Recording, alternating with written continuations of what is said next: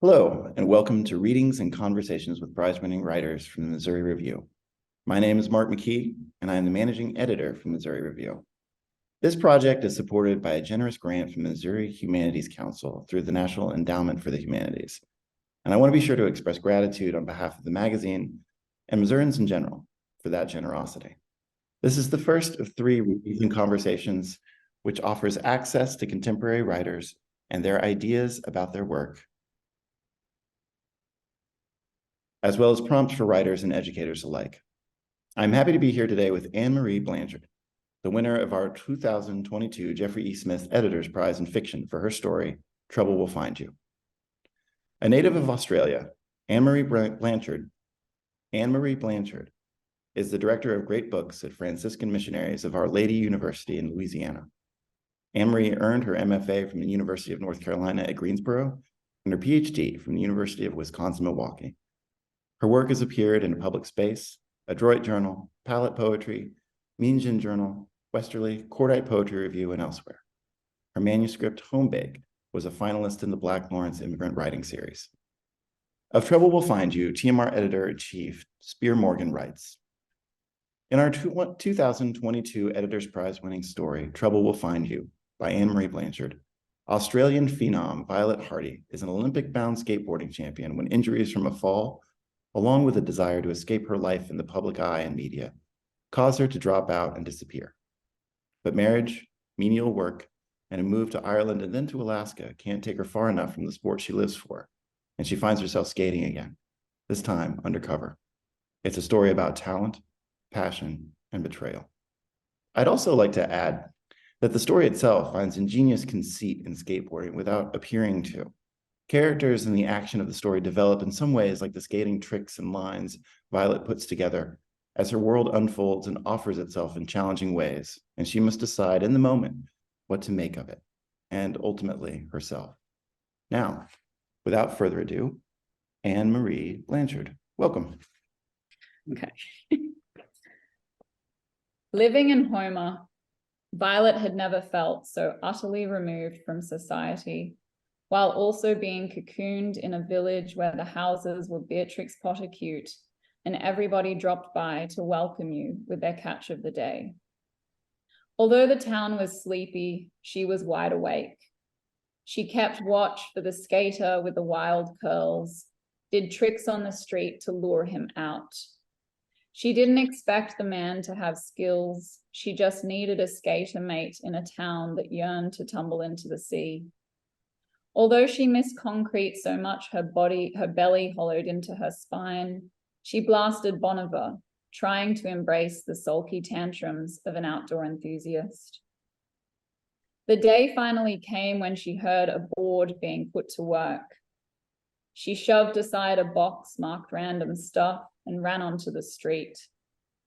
She was astonished to see that the man could skate hard, even though all he was afforded was a dead-end street by a field of seagrass. Beyond the black ocean, which invited Violet to attempt a crossing, explore the mountains of Kachemak Bay State Park. The man was Manuka Brown, even though the Alaskan sun seemed confused about how to be the sun. When he did an impossible over wildflowers, Violet whistled shrilly. The man stopped dead on a slick toy machine board. Violet Hardy? His ink eyes cut her in two. Damn, you still skate? The wind picked up fierce, promised action. They raced down the spit, cutting off tourists in vans, the wind charging them like bulls, their hair messing up the sky. On the tip of the headland, they loved on every rail, took every flight of stairs in one, copped bruises from blunders, got yelled at by shop owners, chased by a rubber-suited crowd, gutting fish who called Kit by name. I work with those punks, he explained. Kit ordered fried halibut to share from a food truck, and they sat close, sweat wicking out from under their beanies. Funny how solid you're skating for someone who quit for good, he said with a smile. Violet tongued her chipped tooth to stop herself grinning and asked, do you gut fish or catch fish? Catch fish, he said with a wink. The charter boat leaves the dock at 6. If I want a buck, I better be on deck. Catch our limit early. I'm a free man by lunch. Kit wiped grease from his lips. She saw a wedding band, which made no sense. She was youngish, but he was even younger. She wondered if he liked responsibility. Even though she'd chosen to quit all her obligations, she'd spent every morning since moving to Homer with a viciously dark cup of coffee, seated like a yogi, even though meditation was for basic bitches, picking over the bones of her pro days and simultaneously questioning why she gave a shit. Waves kicked where the bay stumbled into the pool of the Pacific. Is it ever scary? He asked. He shrugged, but gritted his teeth. Once you get into the big waters, it's pretty wild. And those fish, the big female fuckers, they can break your legs when all you're trying to do is save their life, since we don't eat those girls. But mate, he said, grinning at his use of Aussie lingo, let's stop talking about work. How about the solid spots we can burn around town? This town? Violet raised a brow. Oh, you better believe it. Checking his phone, he stood and said, shit, it's time for dinner. That wasn't dinner? Back on their dead-end street, they rolled slow down the hill. That's my bride, Kit, to where a woman played with an overweight dog in a yard. His wife's rap suggested that the world was a hopeful place, and Violet wondered if she should wear peach. The thought, however, was fleeting. Sally, Kit called out, come meet my new friend. Sally blinked, astonished, and said, are you? No way. Nice to meet you, Violet said. I used to skate, Sally said, and leaned down to get on Violet's level. What happened? I grew up. She smiled like they were all in on the same joke. Life's busy, you know. I'm the head editor of Sally Says. Violet stared. A digital women's magazine that explores love and fly fishing, the true Alaskan combo. You should check out our publication. I'm not much of a reader, Violet said. Sally looked at Kit, asked, babe, are you cooking halibut or salmon?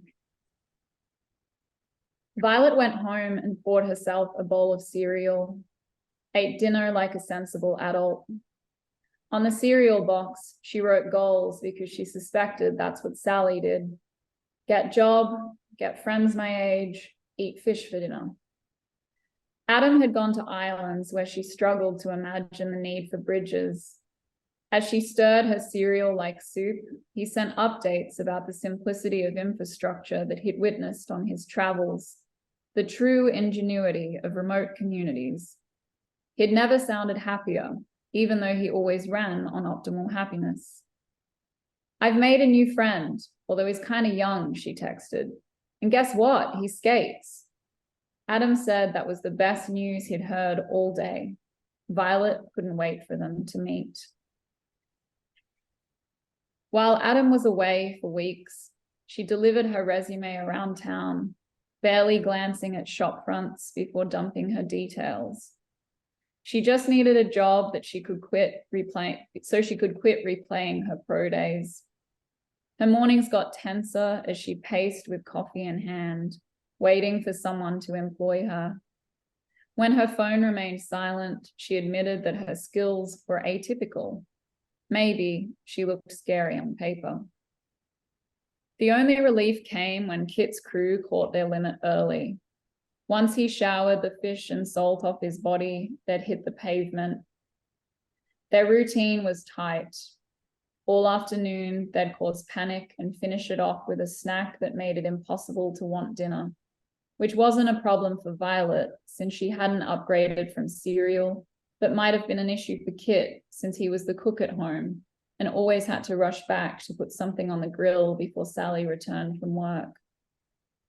Violet never asked Kit if Sally knew they skated away most afternoons. On rainy days, Violet and Kit would wrap their boards in plastic bags to keep them dry, and sometimes have a cheeky beer at the Salty Dog Saloon. Kit loved to make up wild stories about the tourists as they pinned their dollar to the wall. Other people's lives, always more interesting than his own. If Violet was feeling antisocial, they'd avoid the pub and find shelter elsewhere, drink long necks that Kit called tall boys. It was often cold, but Violet's blood was thinning or thickening, whichever one meant thriving. She didn't need an extra layer anymore. One particularly wet day, having lived in Homer a month, Violet teased Kit while they hid beneath the veranda of a church, vaping and overlooking the village. Skating in Homer sucks, she said. Admit it. Remember back when you were a kid and got a taste for skating? Kit asked. You can't tell me that you weren't all about jumping off the highest shit you could find. He flicked her earlobe and pointed to a warehouse by the sea that was Titanic huge, the roof epic and tilted feral. You and me, Hardy. Let's give that a burn someday and see if one of us ends up famous. Or dead, she said, refusing to acknowledge his reminder of her fame. He is hoping, he said. Although she wanted to laugh as she always did, something told her that for the first time in their friendship, Kit wasn't joking. Maybe, she thought, he was sad under all those curls. Sorry, he said. I shouldn't have said, I mean, you almost died, she asked. He vaped, palming the pollution away like she wasn't into the same addiction. Tell me something, Hardy, he said. Dying wasn't what spooked you, was it? So why'd you quit just to hide out in Homer with a wannabe? Violet crawled out from under the veranda into the rain. Trickles split across her skull. I needed a quiet life, she said. And how's that working out for you? The end. Thank you so much. I shouldn't say the end, should I? Because it's not the end. So with respect to the Missouri Humanities Council, this next question is kind of a larger sensed question about fiction, short fiction in general. And I want to ask you how you see Trouble Will Find You in relation to the genre of short fiction. I know you've talked about it a little bit earlier, in that in scope, it almost feels like, in terms of characters and events, it almost feels more like a novel. But like, how do you sense its relation to, the history of short fiction? And are there precedents, historical or contemporary, for the way the story unfolds, or how it establishes character and fleshes out setting, or otherwise finds its way? I really appreciate this question. I think it's very pertinent in regards to my process of writing this story, because I always knew that this was a short story. It was never going to be a novel. It never will be a novel. It is a short story. And yet I do feel that it is somewhat rule breaking, I guess, in line with it being about skaters. They have to break rules, but it also breaks some genre rules, just in terms of, I just remember during my MFA being taught about, the difference between novel time and story time. And I'm not going to say that my professors gave us rules, because that would be unfair. They didn't. They'd give us rules and then teach us how to break them. But one of the rules was that in a short story, you should only have sort of two central characters. And yet this short story, I would argue there are 4, if not 5. I mean, there are a lot of active characters. They're not sort of just peripheral. They're actually doing things, and they, at the end, they all come together and are sort of faced there with each other. And so I think that, in the novel, you are given such scope where you can wander and you can amble and you can cover a lot of space and a lot of errors and, shifts in time and between interiority and, present action and all the rest. But in the story, I think, you do need to be aware of not allowing it to get too baggy and unfocused and incorporating more than you can sort of handle. But then I've been thinking about Alice Munro, and I am not Alice Munro, but gosh, do I respect her.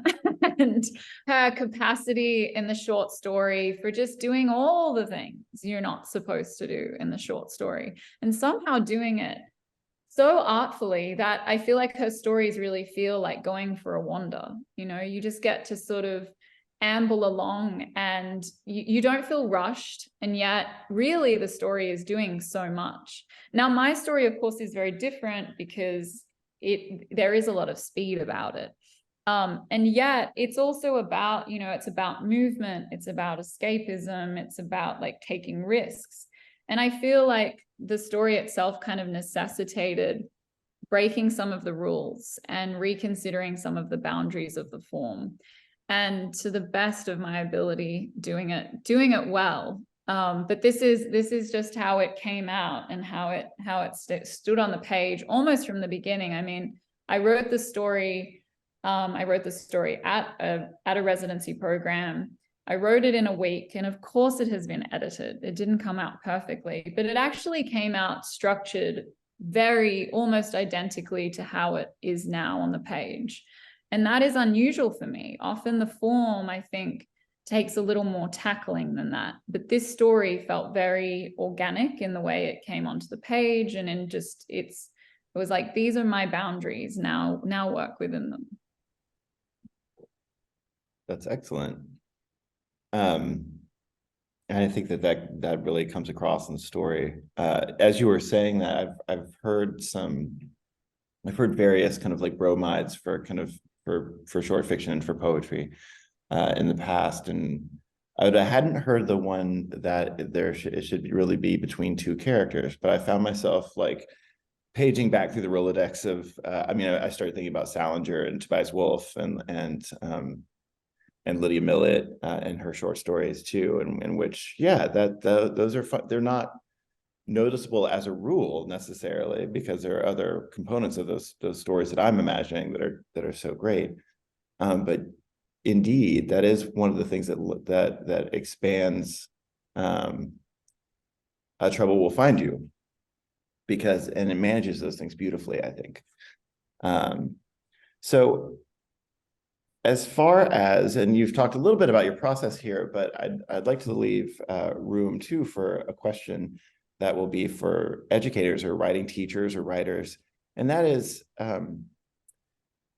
what is a prompt you might give a student or a fellow writer, either based on the story that you have here, this one that breaks the rules and kind of embraces a kind of subculture that has become mainstream in certain ways, but still retains its kind of rebelliousness, or what's a prompt that has worked to engage you in the past and send you on the journey of a story and how it helped you find your way.